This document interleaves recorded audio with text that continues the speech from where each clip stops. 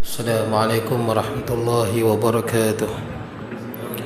إن الحمد لله نحمده ونستعينه ونستغفره ونعوذ بالله من شرور أنفسنا ومن سيئات أعمالنا. من يهده الله فلا مضل له ومن يضلله فلا هادي له.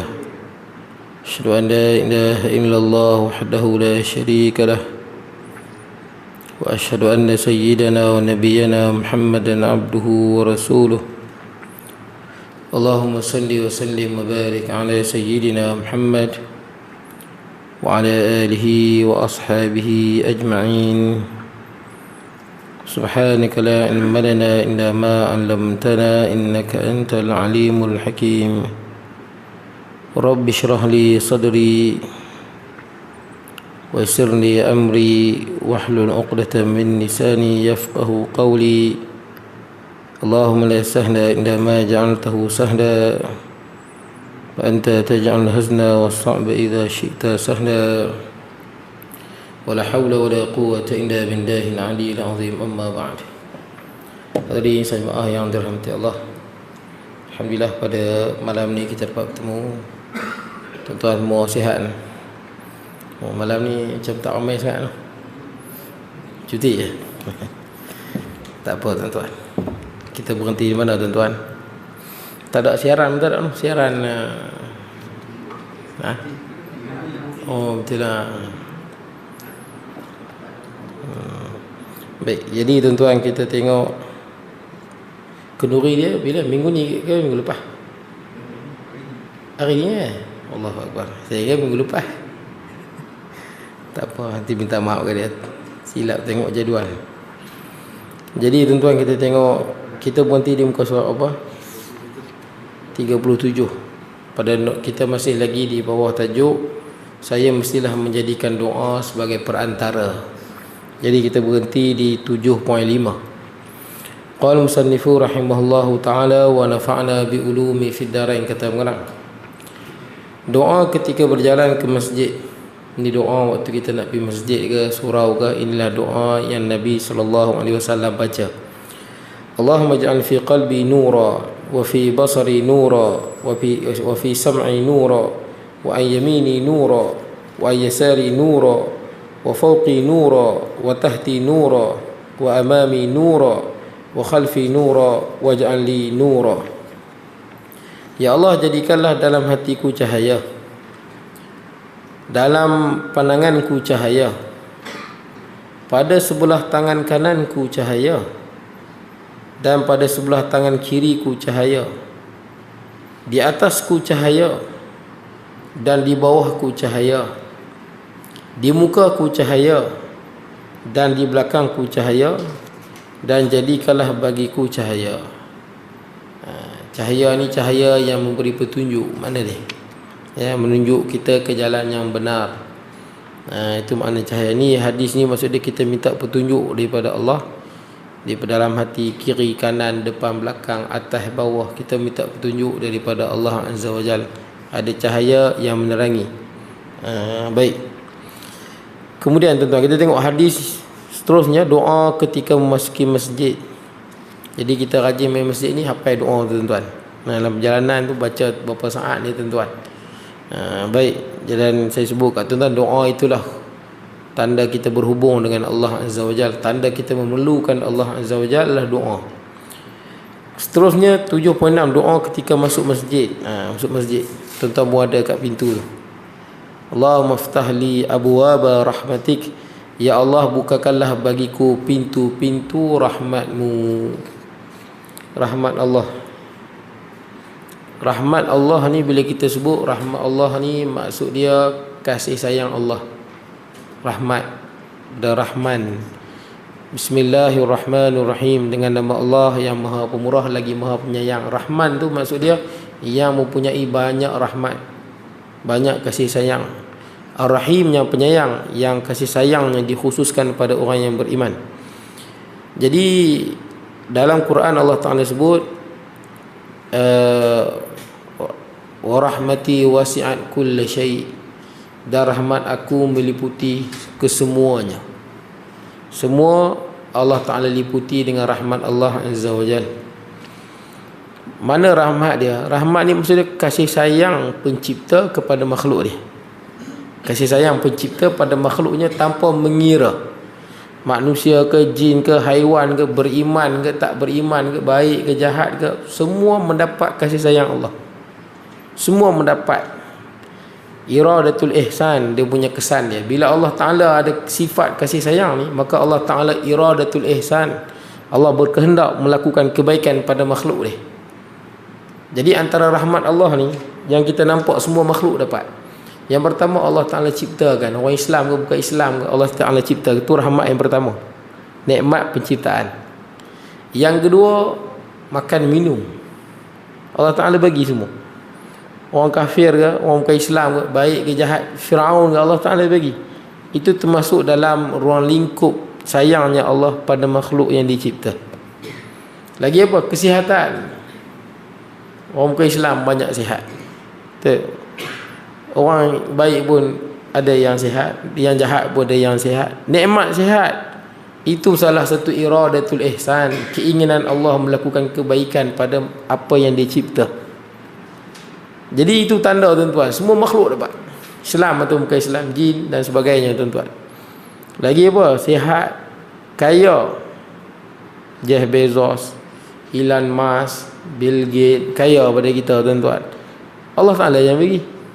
Termasuk dalam apa? Iradatul ihsan, rahmat Allah. Bukti kasih sayangnya Allah pada makhluk dia, meliputi semua. Jadi pendek kata, segala kesenangan, makan, minum, tempat tinggal, pangkat, kedudukan, semua orang dapat rasa ni. Bukan Islam ke Islam, baik ke jahat, ini termasuk dalam kasih sayang Allah pada makhluk dia. Tu kata wasi'at wa rahmati wasi'at kulli syai'. Tak ada orang yang tak dapat rahmat Allah. Tak ada. Semua dapat rahmat Allah Azza wa Jal.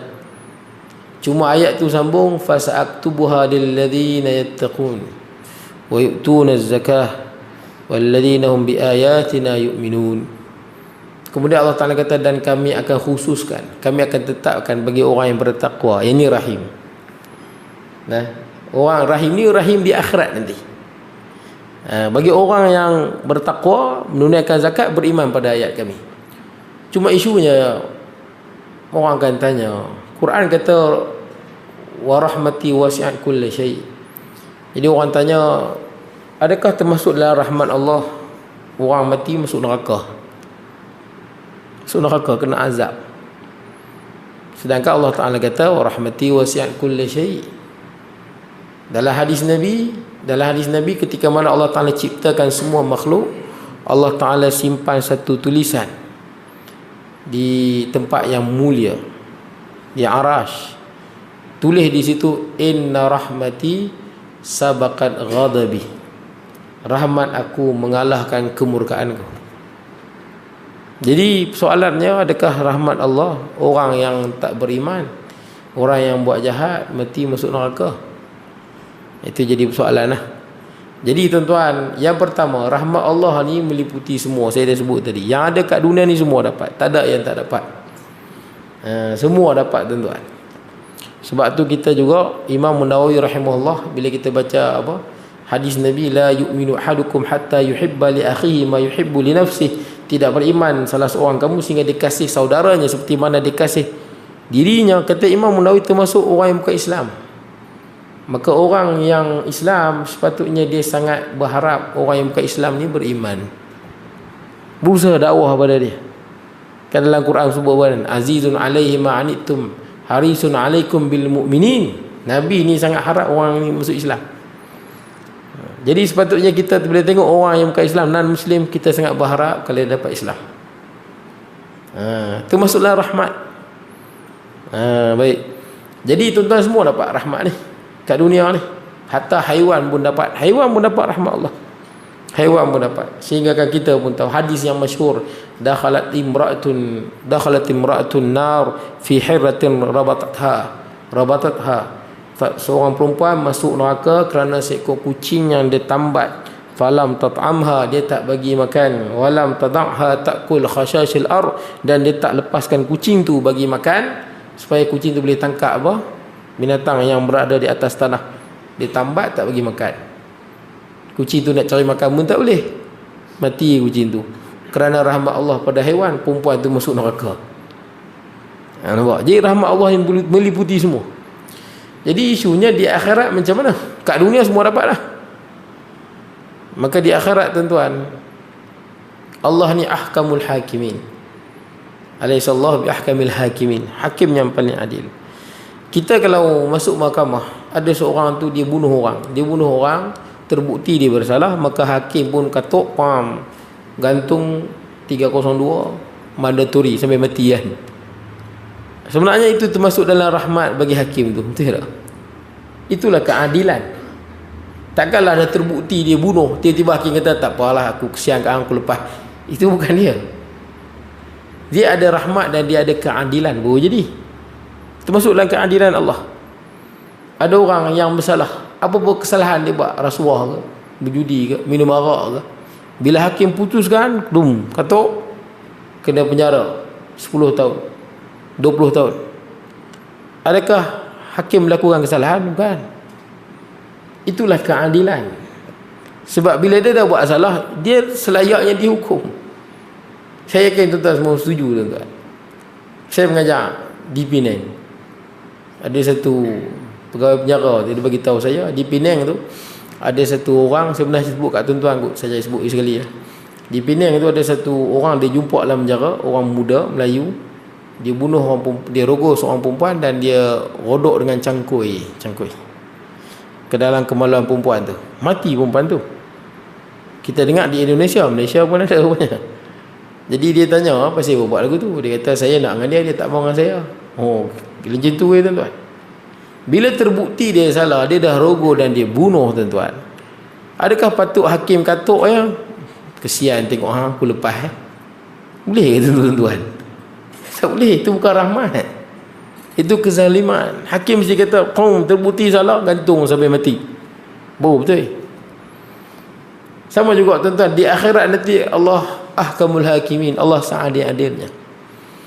Bagaimana orang yang bukan Islam, orang yang tak beriman pada Allah, Allah dah bagi dia, Allah jadikan dia, Allah Ta'ala bagi akal, Allah Ta'ala bagi makan minum, Allah Ta'ala bagi petunjuk, bagi datangkan Rasul dengan mukjizat dia, tiba-tiba tak mau beriman. Dia tak mau beriman dengan pilihan dia, dengan kehendak dia. Dan saya sebut kat tuan-tuan dah, kalau anak orang yang bukan Islam ni, anak orang yang bukan Islam, kalau anak orang Islam, ijma' ulama ahli syurga. Anak orang Islam, ijma' ulama ahli syurga. Anak orang kafir, majoriti ulama sebut ahli syurga, majoriti. Anak Hindu ke, anak Buddha ke, walaupun dia duduk pikwil tendi atas kepala ke, dia mati sebelum dia balik, dia ahli syurga.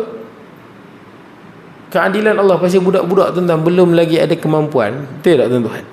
Budak darjah 1, 2, 3 tak pandai nak buat komplot, tak pandai nak tipu tuan-tuan, tak pandai nak buat apa, satu konspirasi. Dia tak pandai budak-budak ni. Dia jiwa dia pure, bersih tuan-tuan. Sama ada orang Islam ke bukan Islam. Kalau budak tipu kita tahu, sekali dia tipu pun kita boleh tahu, sebab bersihnya jiwa dia tu. Kita orang tua ni kalau tipu payah detect sikit lah. Tidak, dah memang kotor sangat lah. Susah nak tengok tipu dengan betul yang mana satu. Jadi tuan-tuan, adilnya Allah, kalau dah besar, dengan nikmat Allah Ta'ala bagi, akal Allah Ta'ala bagi, dengan Quran boleh buka mana-mana, pendakwah banyak, dia tak mau beriman. Ini satu kesalahan yang cukup besar. Setelah mendapat segala kenikmatan, kemudahan yang Allah Ta'ala bagi, rahmat yang Allah bentangkan, tapi dia tak mau mengakui Allah sebagai Tuhan dia. Tapi rahmat Allah, walaupun dia tak beriman, Allah Ta'ala bagi juga pangkat, bagi juga harta, bagi juga kekayaan. Maka keadilan Allah bila dia mati nanti di akhirat, bagaimana dia nak mendapat rahmat Allah di sana? Dia pun tak percaya. Macam mana dia dapat rahmat Allah di akhirat? Dia pun tak beriman.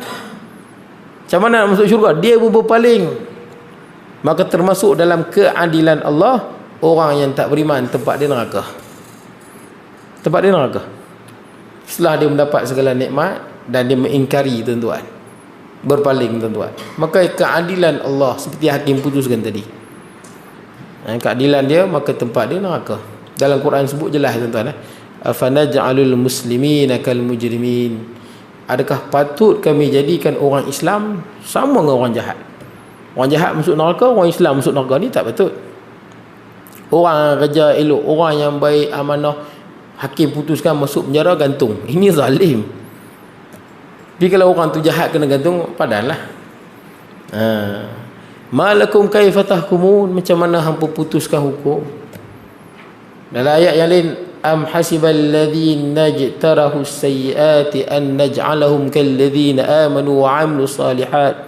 Adakah orang yang melakukan kejahatan di dunia ni, adakah orang-orang yang melakukan kejahatan di dunia ni, dia menyangka Allah jadikan dia sama seperti kal ladzina amanu, sama seperti orang yang beriman dan beramal soleh, sawa'ah, sama, mahyahum wa matuhum, dalam kehidupan mereka dan setelah mati. Sa'ama yahkumun, sangat buruk apa yang kamu putuskan. Dia takkan sama. Takkanlah orang yang bersalah dalam mahkamah hakim putuskan lain, orang yang betul hakim putuskan lain. Tak betul lah. Jadi termasuk dalam rahmat Allah, masuk syurga dengan rahmat Allah, betul lah, dengan kasih sayang Allah. Kasih sayang Allah. Sebab tu tuan-tuan, di dunia ni ada rahmat dan azab. Kita dekat dunia kan, ada sihat, ada sakit, ada baik, ada buruk, ada jahat, macam-macam, susah, senang. Akhirat ni dia khalisah, tuan-tuan, dia khusus. Kalau syurga tu memang betul-betul rahmat lah. Dia darul rahmah lah. Syurga tu tak ada sakit, tak ada kecewa, tak ada sedih, tak ada nak bergaduh, tak ada apa langsung, konflik apa semua tak ada. Betul-betul pure syurga tu rahmah. Dan neraka tu tuan-tuan betul-betul yang azab. Dia tak ada rahmat lah tu, betul-betul yang azab. Dunia dia mukhtalid lah. Itu makna rahmat, tuan-tuan. Kasih sayang Allah. Tapi saya sebut kat tuan-tuan, ingat, bila kita tahu tentang rahmat, kita kena berusaha untuk mencapai dia, menggapai dia. Bukan duduk saja nak rahmat Allah. Sebab rahmat Allah dekat dengan orang yang beramal. Inna rahmatallahi qaribum minal muhsinin. Sesungguhnya rahmat Allah dekat dengan orang yang melakukan kebaikan. Boleh tak? Adapun orang yang buat dosa tapi duk kata apa, tak apalah, Allah kan Maha Pengampun, ini orang yang dimurkai. Pasal apa Allah murka? Orang ni jauh daripada rahmat. Pasal apa? Pasal dia ni ya'man mi makrillah, dia rasa aman daripada kemurkaan Allah. Allah Ta'ala murka orang berzina, Allah Ta'ala murka dengan orang rasuah, Allah Ta'ala murka dengan orang yang pecah amanah, Allah Ta'ala murka dengan orang yang bunuh orang. Tiba-tiba, tak apalah, Allah kan Maha Pengampun. Nampak tu? Main mana bisikan tu? Syaitan. Itu je, syaitan. Orang patutnya jatuh dalam maksiat, cepat-cepat taubat, bukan duk berlengah-lengah. Nabi SAW masa pergi perang Tabuk kan, menggerakkan sahabat Nabi 30,000 dan melalui Hijr, perkampungan kaum Samud, kaum Nabi Saleh. Masuk di perkampungan tu, Lani pun ada lagi tuan-tuan, perigi Samud, perigi unta Nabi Saleh, perkampungan masih sampai sekarang masih ada tempat dia sebagai peringatan. Nabi masuk SAW. Bila tahu sampai di situ, maka Nabi tutup kepala Nabi, dan Nabi kata apa? Janganlah kita masuk ala haula'il ladzina yu'adzabun, jangan masuk pada tempat golongan yang diazab, melainkan kita dalam keadaan apa? Yabkun, menangis, dalam keadaan takut. Nabi bila masuk tempat orang pernah turun azab ni, Nabi tutup kepala, cepat-cepat suruh sahabat jalan. Takut apa? Takut musibah yang pernah timpa mereka kena pada kita. Punya takut pada azab tu Nabi SAW. Padahal ini cerita 1000 tahun dulu, 1000 tahun dulu, tapi Nabi hatta tepung yang telah dibancuh menggunakan perigi kaum Samud, Nabi suruh bagi unta makan saja. Air yang diambil daripada perigi kaum Samud, Nabi suruh tuang balik. Sebab itu perigi yang pernah diturunkan azab di situ. Punya takut dengan azab Allah. Bayangkan orang yang lani buat maksiat, buat azab, macam-macam dosa dia buat, Allah kan Maha Pengampun. Wallahi, ini syaitan yang bisik pada dia, tuan-tuan. Memang Allah Maha Pengampun, tapi pada orang yang bersegera bertaubat, bukan orang yang berterusan melakukan dosa, kerana Allah murka dengan dosa. Baik, kemudian tuan-tuan, doa ketika keluar daripada masjid, Allahumma inni as'aluka min fadlik. Ya Allah, aku memohon kepadamu kurniaanmu. Kurniaan Allah lah, rezeki dan sebagainya. Dalam Quran bersebutkan, fa idza qudiyatis salatu fantashiru fil ardi wabtaghu min fadlillah. Habis main Jumaat, bertebaranlah, carilah kurnia Allah, kerjalah apa-apa pun, cari rezeki, fadlillah. Kemudian doa ketika hendak makan, Allahumma barik lana fima razaqtana wa qina adzaban nar. Ya Allah, berkatilah kami pada apa-apa yang kamu rezekikan kepada kami dan jauhkanlah kami dari siksa neraka dengan nama Allah. Ini dia. Ini dalil doa makan tuan-tuan. Nampak, Allahumma barik lana. Nampak di sini pun dia guna ramai kan. Kita doa ramai lah. Walaupun ada golongan yang kadang-kadang dia cepat sangat bid'ah tuan-tuan. Saya nak sebut payah golongan ni tuan-tuan. Saya rasa mungkin lebih pada masalah jiwa kot lah. Jiwa dan sempit sangat dada untuk meraihkan khilaf lah. Itulah, saya rasa begitulah, lebih tepat lah. Tanpa saya sebut geng. Ada orang sebut macam-macam, geng W. Tapi saya sebut golongan yang mungkin dia kena banyak muhasabah balik lah. Sebab memang hadis ni ada. Kalau tuan-tuan sembangan golongan ni, kadang mereka tak mau sungguh. Tuan-tuan doa makan ramai-ramai, dia kata itu menyerupai orang Kristian yang berdoa. Tuan-tuan, orang Kristian ada je persamaan kita dengan mereka, betul tak? Bukan tak ada. Mereka beriman pada Allah, kita beriman pada Allah. Mereka orang Kristian beriman dengan semua Nabi kecuali Nabi Muhammad. Tuan-tuan kalau jumpa Kristian Arab, tuan-tuan pun tak tahu. Sebab Kristian Arab nama dia Isa, nama dia Ibrahim. Kristian Arab, janggut, nama-nama Nabi. Sebab dia beriman dengan semua Nabi kecuali Nabi Muhammad SAW. Orang Yahudi pun sama. Banyak persamaan dengan kita. Bukanlah maksud bila sama je kita terus claim dia sebagai satu benda yang mungkar. Tak. Dia persamaan yang khusus bagi agama dia, tidak ada pada agama lain. Itu tak boleh lah. Macam pakaian tu sami, nampak tak? Pakai tudung macam apa? Nan apa? Yang perempuan Kristian kan. Itu tak boleh lah. Pakaian lagu tu tak boleh. Khusus pakaian dia pak. Bukan semua. Jadi doa dia tuan-tuan, Allah, ya Allah, berkatilah kami pada apa yang kamu rezekikan pada kami dan jauhkanlah kami dari siksa neraka. Bismillah, dengan nama Allah. Dengan nama Allah ni bismillah masa nak makan. Lepas kita baca doa tuan-tuan, sunnah baca doa ni. Tapi masa nak ambil makan tu sunnah juga baca bismillah. Dia nak ambil makan tu bismillah. So bismillah. Lagi satu tuan-tuan, tadi kita sebut tentang rahmat, tentang sini berkat. Barik lana. Ya Allah, berkatilah pada apa yang kau rezekikan. Apa makna barakah? Rezeki. Rezeki yang berkat. Kita baca dalam tahiyat akhir kan. Pasal nak kita baca apa? Wa barik ala sayyidina Muhammad, ala ali sayyidina Muhammad. Apa makna barik ala sayyidina Muhammad tu? Barik tuan-tuan. Yani berkatilah. Apa makna berkatilah? Berkatilah pada penghulu kami Nabi Muhammad sallallahu alaihi wasallam. Apa makna barik? Berkatilah. Barakah. Barik tu maksudnya berilah barakah. Barik tu berilah keberkatan pada benda ni.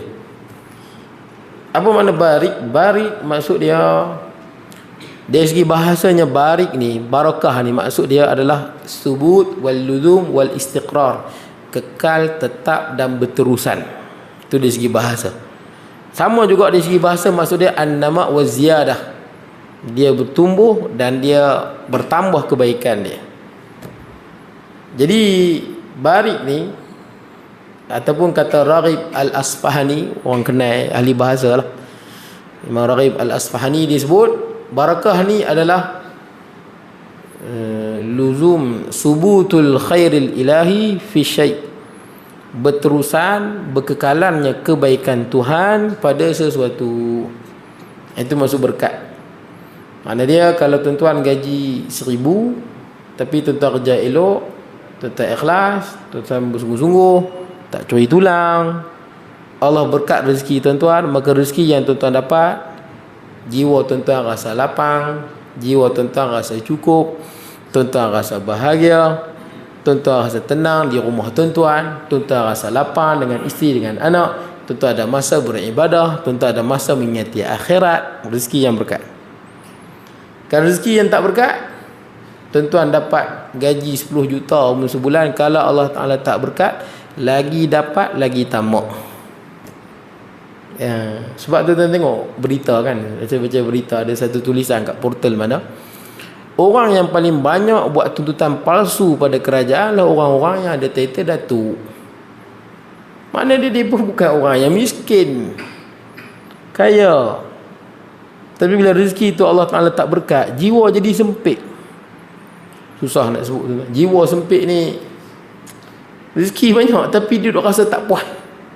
Jadi dia tak puas. Beza dengan orang yang Allah Ta'ala berkati ni, dia rasa puas. Tuan-tuan kenal Firdaus Wong Wai Hun, pendakwah. Tuan-tuan pernah panggil saya sini? Pernah panggil. Mak dia masuk Islam kan? Mak dia masuk Islam. Antara sebab mak dia masuk Islam adalah mak dia tengok orang Islam ni walaupun duit tak banyak tapi dia pun ni tenang. Itu antara sebab mak dia masuk Islam. Tenang, tuan-tuan. Allah lapangkan hati. Dia susah nak dapat nikmat tenang, nikmat rasa cukup. Macam mana nak sebut, tuan-tuan? Dan dia Jack Ma, orang yang paling kaya, antara paling kaya di China kan, Alibaba. Dia pernah sebut saat yang paling bahagia dalam hidup dia saat dia bekerja sebagai seorang guru. Gaji dia sehari dalam RM5 je, lebih kurang duit kita RM5. Tapi dia ada masa dengan keluarga, dia rasa cukup, dia rasa tenang. Tuan-tuan percayalah, berapa ramai orang yang kita tengok dia berjaya dalam bisnes tapi pengorbanan dia besar. Lama dia sibuk dengan bisnes dia, tak balik rumah, yang mungkin terlepas pandang anak dia, korban dia besar. Kita nampak kejayaan tapi kita tak nampak kegagalan di belakangnya, sukarnya dia. Jadi tuan-tuan nak sebut, kalau Allah Ta'ala berkati rezeki tu, berkat rezeki tu, kalau rezeki banyak Allah Ta'ala berkat, untunglah tuan-tuan. Dia rajin usaha berkat, sebulan 100,000, 200,000, 300,000, jiwa dia lagi lapang, dunia dapat, akhirat dapat. Siapa rezeki Allah Ta'ala berkat, dia rasa cukup, bahagia dengan banyak tu. Macam tu. Itu makna berkat, tuan-tuan. Allah Ta'ala jadikan kebaikan pada benda tu. Baik. Kemudian tuan-tuan, pernah terbayang tak? Kalau tuan-tuan ada 10 juta, tuan-tuan buat apa? Tuan-tuan ada 10 juta dalam bank, tuan-tuan buat apa? Kita akan fikir apa? Ada 10 juta, berhenti kerja kot, duk semayang. Betul ya? Tuan-tuan percayalah cakap saya. Tuan-tuan dapat 10 juta, tuan-tuan takkan buat lagu tu. Kita nak lebih. Betul tak? Melainkan Allah berkat tu boleh jadilah. Allah berkat kepada kita tu. Kan ada orang kat mana tu? Dalam akaun dia masuk 42 juta tu kan. Ada, itu kena penjara dah. Ada kan, saya sebut umum je lah. Saya dengar 42 juta, Masya Allah besar. Betul tak? Jumlah yang besar, sangat besar. Jadi nak ceritanya tuan-tuan, kadang-kadang kita terfikir lagu tu kan, cukup aku 42 juta. Tuan percaya lah, kalau benda tu tak halal tak cukup. Tak cukup, tuan-tuan nak lebih dan lebih, tuan-tuan. Macam cerita kecil-kecil dulu kan, anjing dengan apa, bayang-bayang kan. Dia dah ada tulang, dia tengok bayang, dia nak lagi yang dalam bayang tu kan. Dah terlepas itu. Macam itulah perumpamaan dia, tuan-tuan. Hati ni Allah Ta'ala tak berikan kelapangan, keluasan hati, tuan-tuan. Ibrahim Adham, ulama sufi terkenal. Ibrahim Adham disebut, kalaulah para raja-raja ni dapat merasai apa yang kami rasa dalam jiwa kami, pastilah mereka akan rebut-rebut dengan pedang, sanggup berperang. Sebab orang yang capai macam orang sufi-sufi ni, tuan-tuan, dengan apa, zuhudnya, dengan ibadahnya, dengan solatnya, dia capai satu makam, tuan-tuan, dia lebih nikmat daripada kita beli Velfire baru. Beli Velfire baru sonok tak? Saya sonok keliling kampung. Dia tuan-tuan sonok. Tuan-tuan dapat menikah, bini kata bang menikahlah dengan janda belakang rumah tu. Sonok tuan-tuan. Janda umur 25 lawa pula tu. Tuan-tuan nak sonok tak sonok? Tak sonok? Sonok lah. Bawa keliling kampung, kita bawa merata, kita bawa. Betul tak? Orang puji lawa bini hang nombor 2 orang pandai, apa tips dia. Bangga. Jadi kita nak ceritanya tentang sonok. Tapi orang yang mencapai satu makam ni, dia lebih nikmat dengan Allah dan Rasul ni lebih daripada dunia dan isi dia. Kan dalam hadis Nabi SAW, Nabi sebut akhir zaman nanti akan ada orang yang mana dia berkeinginan nak melihat Nabi ni lebih besar, lebih tinggi daripada cinta dia pada keluarga dan harta. Orang yang sampai makam tu lah, dia teringin sungguh nak tengok Nabi ni lebih daripada apa? Lebih daripada dia cinta pada isteri, anak dan harta. Memang begitulah hadis Nabi pun. Orang yang cinta Nabi lebih pada yang lain.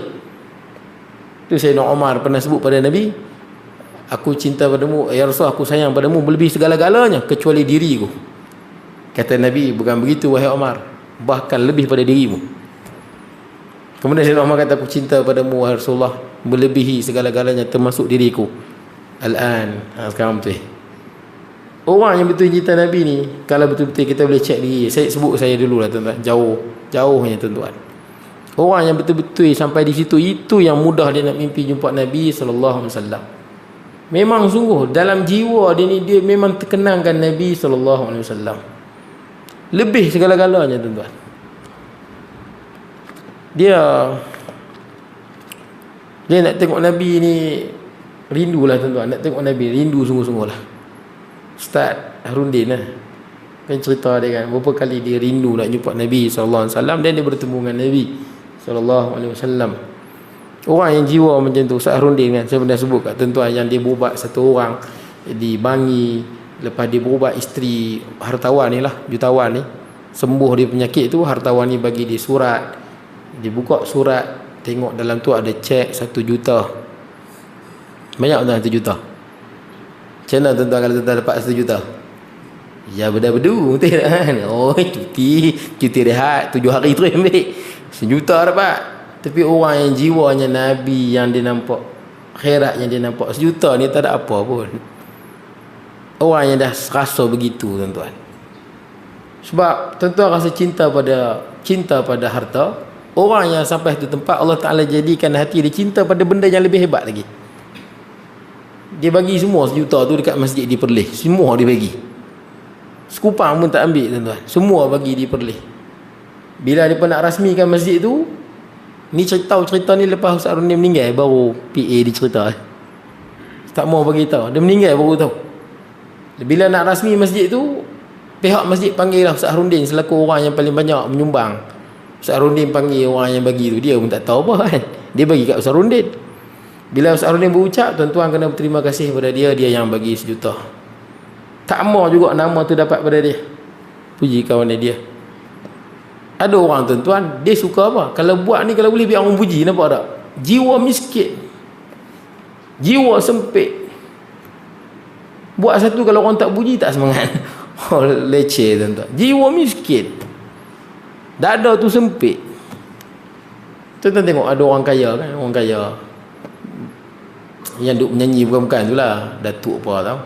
Dulu dia buat kes dah sekali, menangis. Lepas tu dia menari pula dengan artis mana tau, kat sekolah tu kan, orang pakat marah, dia menangis lagi sekali. Saya nak cerita yang tuan-tuan, saya tengok pasal apa lah, hang dah kaya, betul tak? Jiwa tuan-tuan, jiwa kosong. Itu bukti jelas tuan-tuan. Kita fikir kalau aku duduk tempat hang, betul orang fikir kan, duduk tempat hang, aku ni duduk saja relax baca Quran. Tapi tuan-tuan tengok orang yang duduk di situ, jiwa yang Allah Ta'ala tak berikan kelapangan, kecukupan dalam jiwa dia, dia merepek jadinya. Repek tuan-tuan. Jadi Allah Ta'ala berkat gitu, jiwa menjadi lapang, jadi luas. Doa setelah selesai makan, alhamdulillahilladzi at'amana wa saqana wa ja'alna minal muslimin. Segala puji bagi Allah yang telah memberikan makanan kepada kami, memberi minuman kepada kami, dan menjadikan kami daripada golongan muslim. Baik. Kemudian tuan-tuan, saya baca sikit boleh ya? Sikit ya.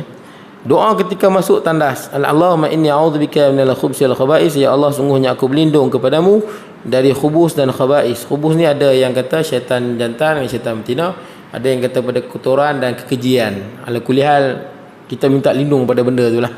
Nah, kita minta lindung. Tuan-tuan tengok, semua benda ni Islam ajak betapa kita ni berhubung dengan Allah. Nak masuk tandas pun berhubung dengan Allah tuan-tuan. Betapa banyaknya kita berhubung dengan Allah.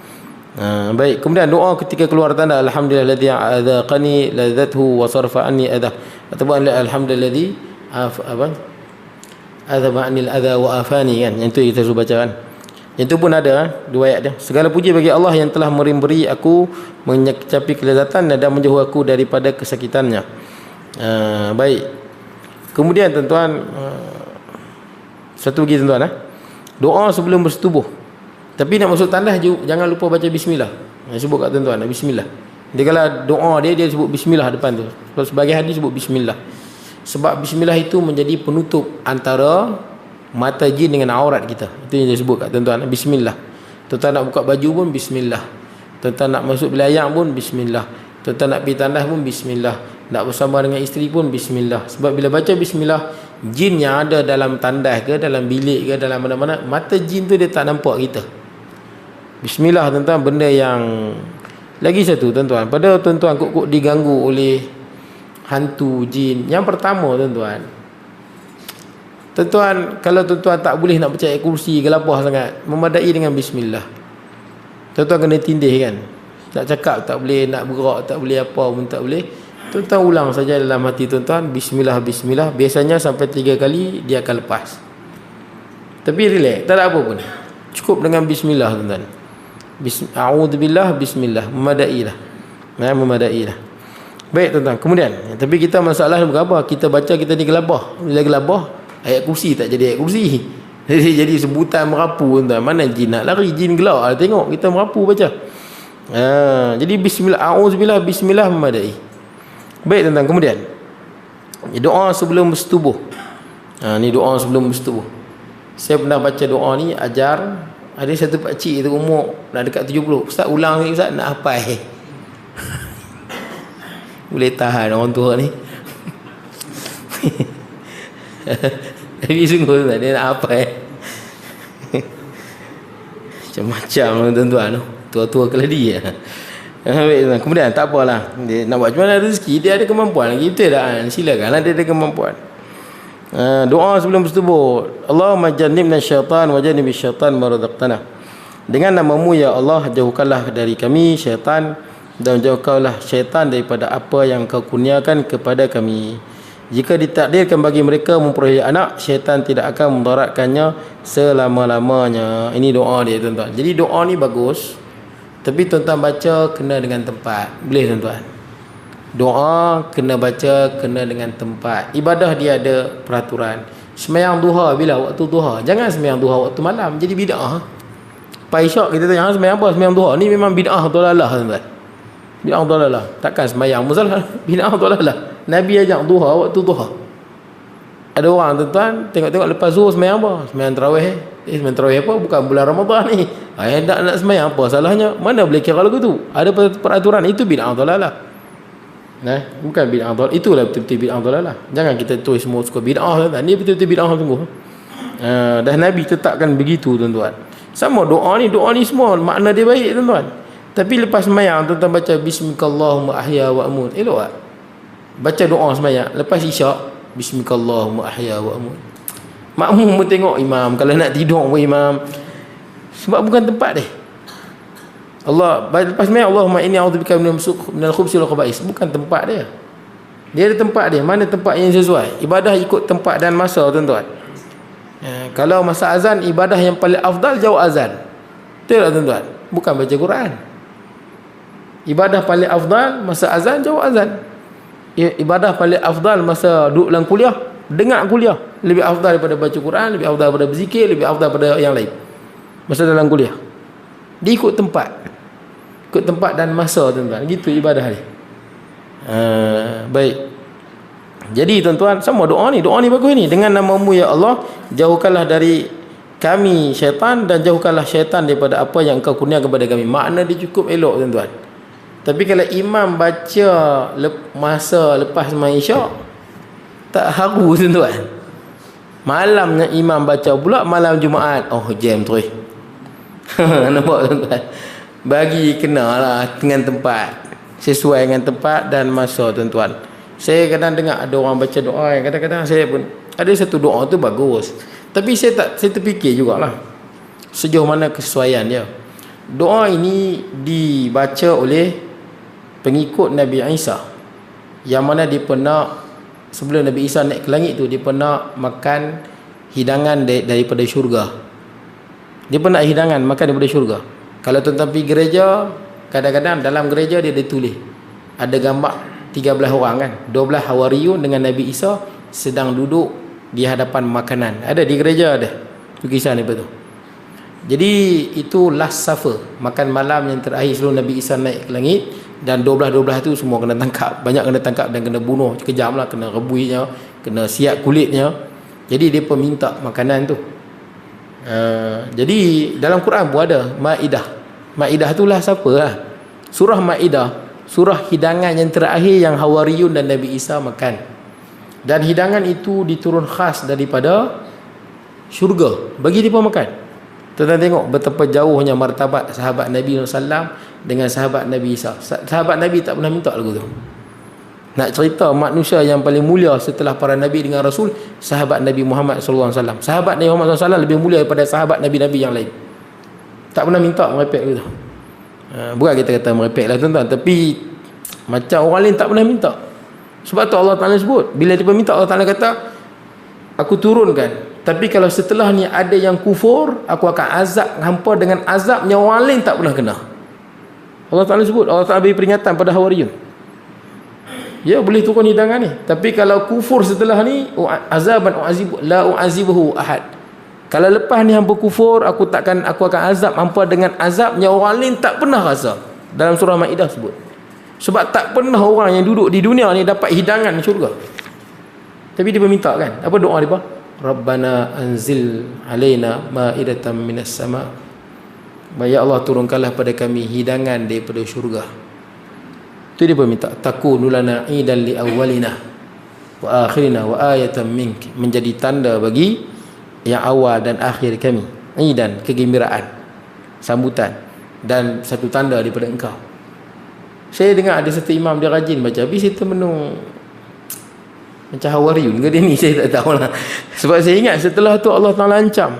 Allah Ta'ala ancam, Bani kufur, kau akan azab dengan azab yang orang lain tak pernah rasa. Jadi saya terfikirlah kesesuaian doa tu, wallahualam, saya terfikirlah. Tapi jarang jumpa. Selama saya mengajak merata ni tuan-tuan, ada satu imam tu dia rajin baca. Mana setiap kali sembahyang, anzil alaina ma'idatan minas sama', doa macam Hawariyun. Sebab Allah Ta'ala ancam setelah doa tu, dia minta satu benda yang tak pernah diminta oleh orang. Nah, macam seolah-olah tuan-tuan minta kepada Allah, ya Allah, hidupkanlah aku selama 1000 tahun. Itu benda takkan jadi. Betul tak?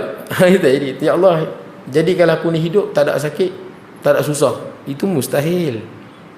Betul tak? Itu mustahil. Tak apalah tuan-tuan, itu sekadar pandangan saya lah. Ada baiknya kita baca doa seperti mana yang ada dalam Quran, hadis, yang ditulis oleh ulama-ulama.